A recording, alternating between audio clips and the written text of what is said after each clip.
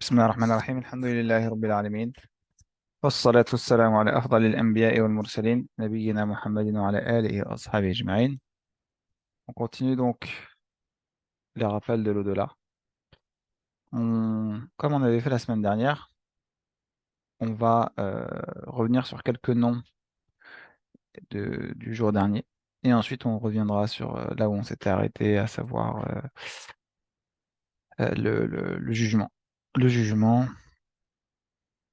on avait donc vu la semaine dernière quelques noms du jour dernier et on en revoit quelques autres. Alors, on avait vu donc, on avait vu le jour Yawm al-Tafaruq, ça c'est sûr qu'on l'a vu, le jour de la séparation. On avait vu la semaine dernière, ouais, on s'était arrêté là. Donc, Yawm al-Sadr, bon, le jour de la sortie des tombes. Allah dit dans le Coran, Yawma idin yasduru an-nasu ashtatan liyuraw a'malahum.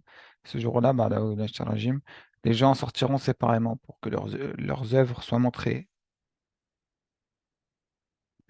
Yawm al-Faza', donc c'est le jour de la grande terreur, mais pas pour les croyants sincères. L'appel mutuel, on l'a vu, le jour de l'appel, le jour où vous tournerez le dos en déroute sans qu'il n'y ait pour vous de protecteur contre Allah.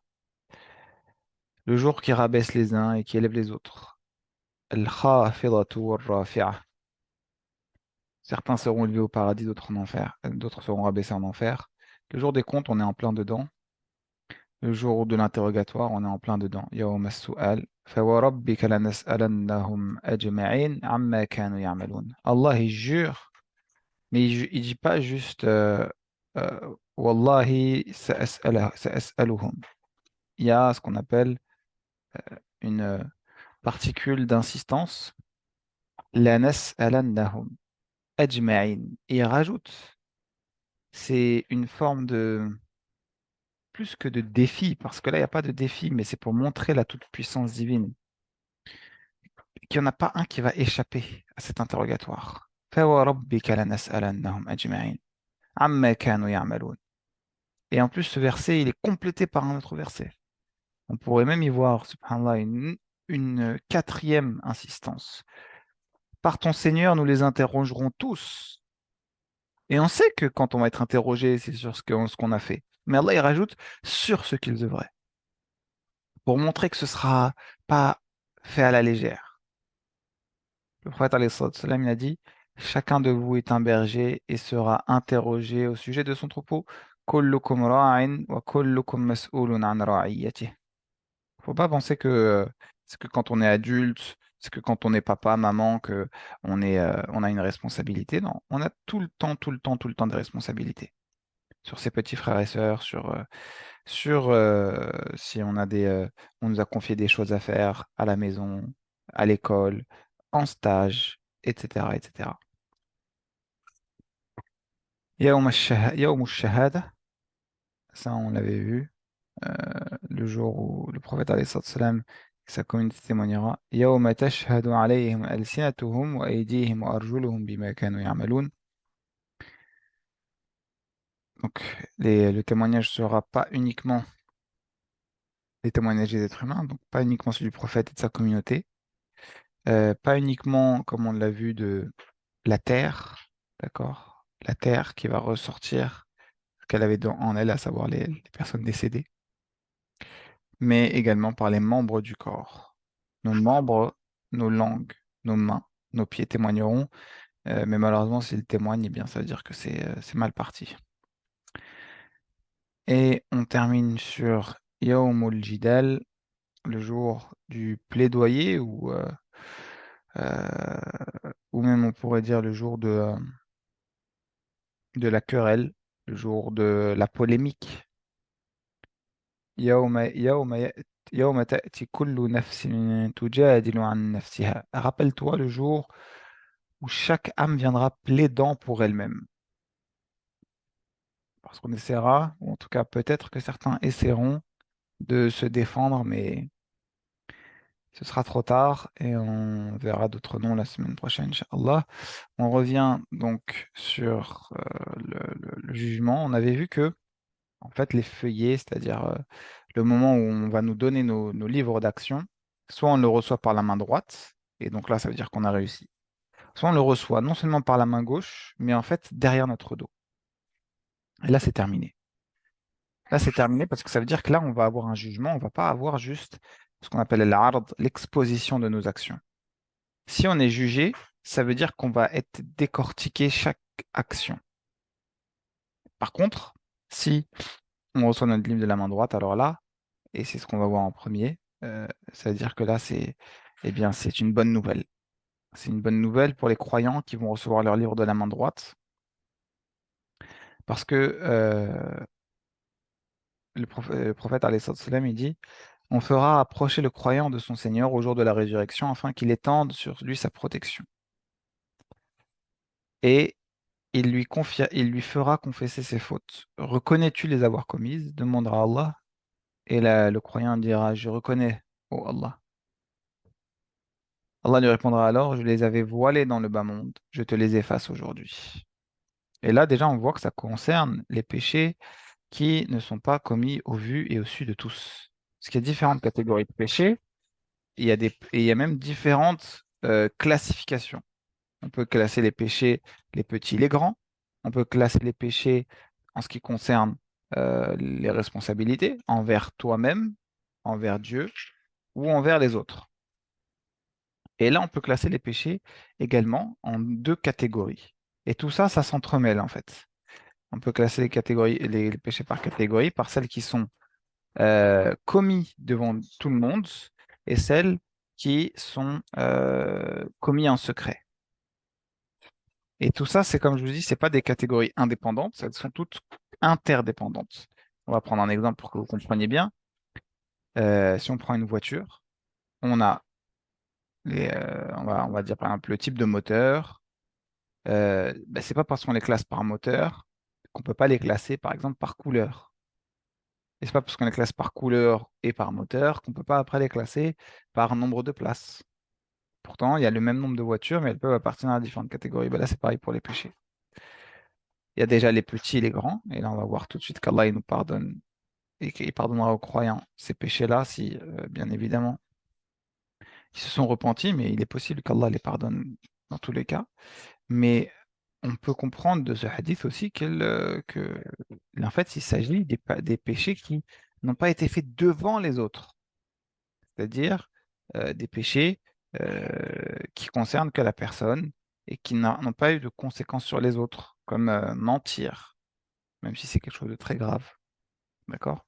Parce que la personne, elle s'est peut-être pas vantée de son mensonge, ou tricher, ou voler, parce qu'elle l'a pas fait devant les autres, même si c'est des choses qu'il ne faut bien évidemment pas faire. Mais par contre, il y a des choses qui sont en elles-mêmes moins graves, mais qui ont des conséquences plus graves et qui font peut-être que on ne sera pas pardonné, qu'Allah nous en préserve. Un exemple, euh, par exemple, fumer. D'accord? Quelqu'un qui fume. En soi, fumer, c'est quelque chose c'est un péché, puisque ça nuit à notre corps.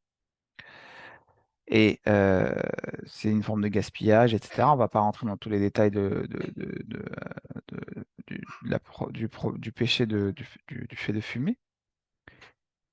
C'est moins grave en soi, par exemple, que de mentir. Mais d'un autre côté, c'est des conséquences qui peuvent être plus graves. Parce que quand on fume, quand quelqu'un fume, en général, il se cache rarement pour fumer, à part exception. Il fume devant tout le monde. Donc c'est comme une forme d'incitation, d'appel, d'encouragement des autres à fumer. Et avec cet exemple-là, vous pouvez prendre tous les péchés qui sont apparents, tous les péchés qui sont visibles. Allah nous en préserve, comme les personnes qui ont des relations avec les personnes du sexe opposé, etc., en public, alors que c'est pas leur femme ou leur mari. On peut prendre en exemple, voilà, bon, tout ce qui va être lié à la manière de s'habiller. On va prendre comme exemple les insultes, les gros mots. Voilà quelques exemples de péchés qui n'ont pas été voilés dans ce bas monde, puisque la personne, elle les fait devant les autres. Bref, pour revenir, eh bien, à ce moment-là, Allah Azza wa Jal, dira, je les avais voilés dans le bas monde et je te les efface aujourd'hui. On lui donnera alors son registre, c'est-à-dire son livre de bonnes œuvres. Par contre, les personnes qui seront mortes non musulmanes et qui seront ou bien hypocrites, c'est-à-dire qui se sont fait passer pour des musulmans, alors qu'ils ne l'étaient pas dans leur cœur. Ça, parfois, on m'a posé la question, mais comment je sais si je suis hypocrite? Déjà, si tu te poses la question, c'est que tu n'es pas hypocrite. Puisque l'hypocrisie, c'est quelqu'un qui sait qu'il n'est pas musulman. Et aujourd'hui, on en a sans doute beaucoup moins, parce que l'islam n'est pas dans... et la communauté musulmane, elle n'est pas la plus forte. Mais l'hypocrisie, elle apparaît souvent quand la communauté musulmane est forte. Elle est apparue notamment quand le prophète était à Médine, alayhi salatu wassalam. C'est-à-dire que les musulmans avaient vraiment de la force. Et donc là, et des gens se sont fait passer pour des musulmans pour causer du tort. D'accord. Et donc, quant à ces types de catégories de personnes, on leur dira à ce moment-là, voici ceux qui ont menti contre Allah. Et continuons dans la même veine. Donc, Allah va nous parler directement, sans aucun interprète, au moment de nous remettre donc notre registre et nos feuillets d'action. Et quand la personne, elle regardera à droite, elle verra que ses œuvres. Elle regardera à gauche, elle verra que ses œuvres. Elle regardera devant, elle ne verra que l'enfer, parce que l'enfer sera amené. Et le prophète alayhi salam dit, dans le hadith très connu, évitez l'enfer, ne fût-ce qu'au moyen d'une aumône d'une demi-date, bishir tamara, ou bien en disant une bonne parole. Parce que ben, il n'y a pas de petite bonne action, dans le sens qui ne vaut rien. Même le fait de méditer, le fait de faire le dhikr, c'est des actions qu'il ne faut pas négliger, parce que ce jour-là, l'enfer va être amené. Et l'enfer, on n'en a pas parlé encore, en tout cas dans le détail jusque-là, c'est une créature. L'enfer est vivant et il va être amené par les anges. Et là, ça va créer une torpeur, ça va créer une frayeur et une terreur qu'on aura rarement vu auparavant, même durant ce jour-là. L'enfer, elle va être amenée par 70 000 anges, mais pas juste 70 000 anges. 70 000 anges par chaîne. Et l'enfer sera composé de 60, en tout cas, elle sera tirée par 70 000 chaînes. Faites le calcul, ça fait presque 5 milliards d'anges pour tirer l'enfer. Tellement cette créature eh bien, est énorme. Et pour vous représenter, eh bien, si on jetait une pierre dans un trou, il faudrait 70 ans pour qu'elle arrive au bout et qu'on puisse être sûr qu'elle est arrivée. 70 ans. Imaginez 70 ans de vide avant qu'elle arrive. Et donc l'enfer est très large, très vaste, très grand. Et à ce moment-là, quand on la verra, eh bien, on ne pourra qu'être effrayé. Et ce qui va rajouter également de l'effroi, eh bien, c'est que, comme on l'a vu au tout début, on sera interrogé et on risque de témoigner ou que nos sens témoignent contre nous. Et on sera même interrogé sur ces sens-là, c'est-à-dire sur qu'est-ce qu'on en a fait, qu'est-ce qu'on a fait de notre oui, de nos oreilles, de nos yeux, de notre cœur. On sera interrogé sur cela. On sera interrogé sur les délices, parce que Dieu nous parlera directement. Et Allah dit dans le Coran, puis assurément, vous serez interrogé ce jour-là sur les délices. Et les délices, c'est pas forcément des vacances aux Caraïbes ou je ne sais quoi. Non. Délices, c'est des choses basiques. Et bien sûr, si on en a encore plus, on sera encore plus interrogé. Mais déjà, le fait d'être simplement en bonne santé, le fait d'être musulman, le fait d'être dans un pays où on n'est pas en guerre, le fait de pouvoir euh, avoir la possibilité de s'instruire, d'aller à l'école, de ne pas être forcé à travailler alors que vous êtes enfant, parce que j'ai presque envie de dire, c'est pas la norme, mais pas loin. Hein, énormément, des millions d'enfants dans le monde travaillent alors qu'ils sont enfants. Tous ces choses qui nous paraissent normales en France, en fait, sont des délices.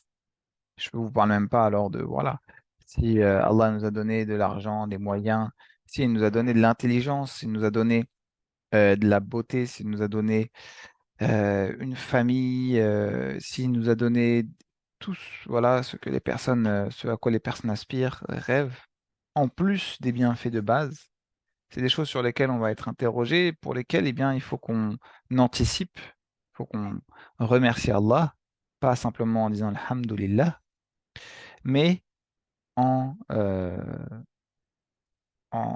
agissant comme Allah nous le demande, en faisant de notre vie toujours ce même principe que j'essaie de rappeler, en faisant de notre vie quelque chose qui a un but, un sens, d'accord? Et c'est pas encore une fois que dans la religion directement, c'est dans le bien en général.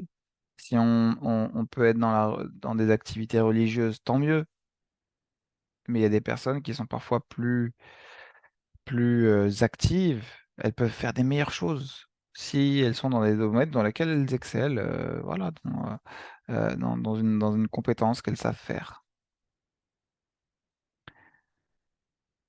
Et d'ailleurs, pour compléter ce que je vous ai dit sur les délices, un jour, les gens ils posaient la question au prophète alayhi salatu wassalam, sur quel délice on sera interrogé. Euh, alors que, à leur époque, ils n'avaient que de l'eau et des dattes. Vous vous rendez compte? Et le prophète leur a dit, en vérité, cela arrivera. Donc, on peut comprendre que ben, même les choses, juste le fait d'être en vie, parce que ça nous permet d'agir. Je vous rappelle que quand on meurt, c'est terminé, plus d'action. Alors que là, c'est un bienfait d'Allah qui nous a permis de nous réunir pour parler de lui. Et d'ailleurs, c'est conforté par un autre hadith où la première question au jour du jugement sera: ne t'avons-nous pas doté d'un corps sain et abreuvé de l'eau fraîche?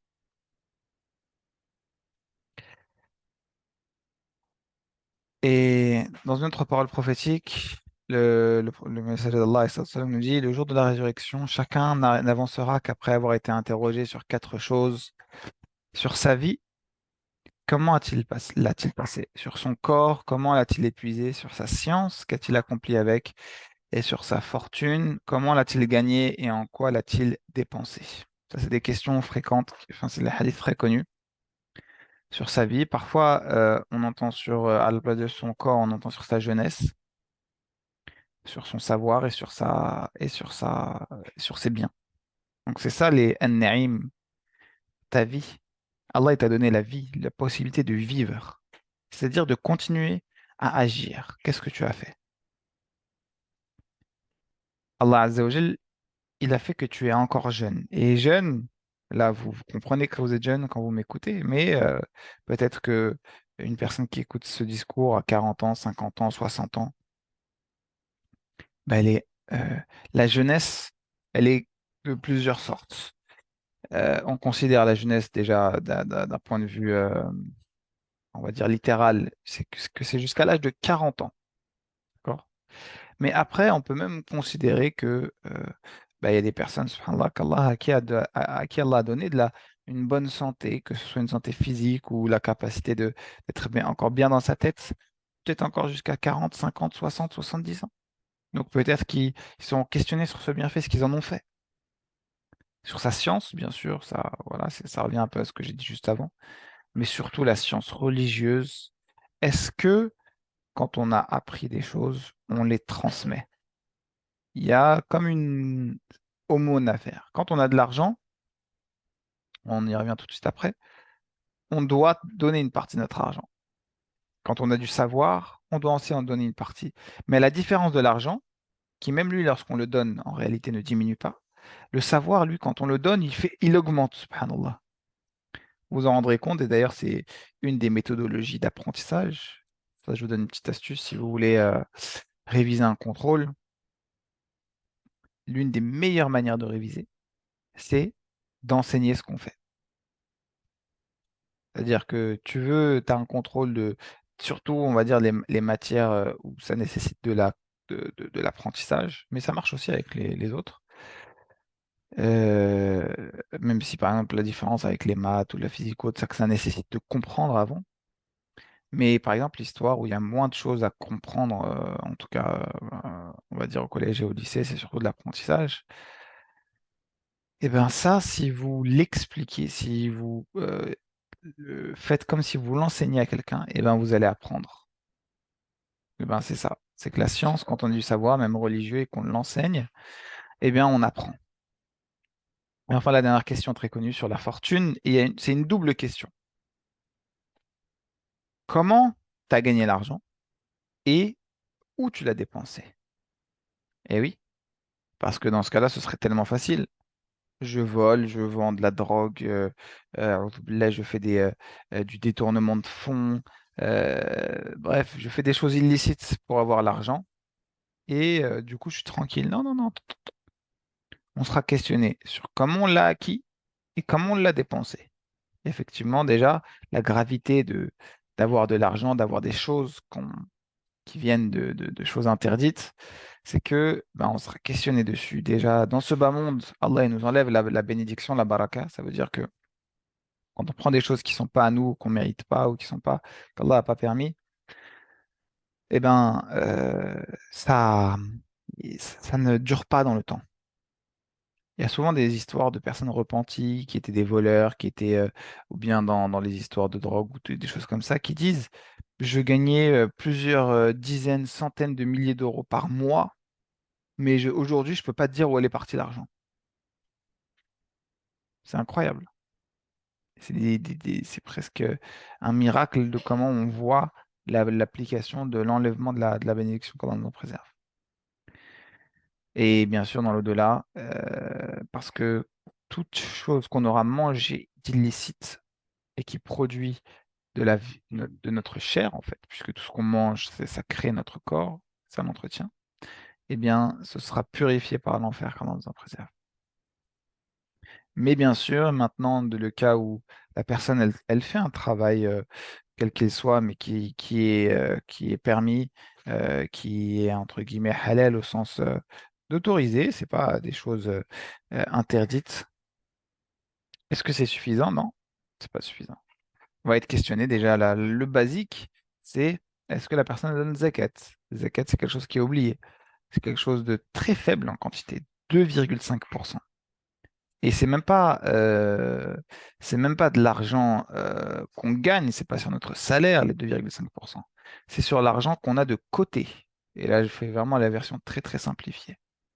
C'est-à-dire quelqu'un même il gagne 3 000 euros par mois ou 2 000 euros par mois, mais que par exemple, il n'a pas d'argent de côté, il n'a pas à payer zakat, c'est pas obligatoire.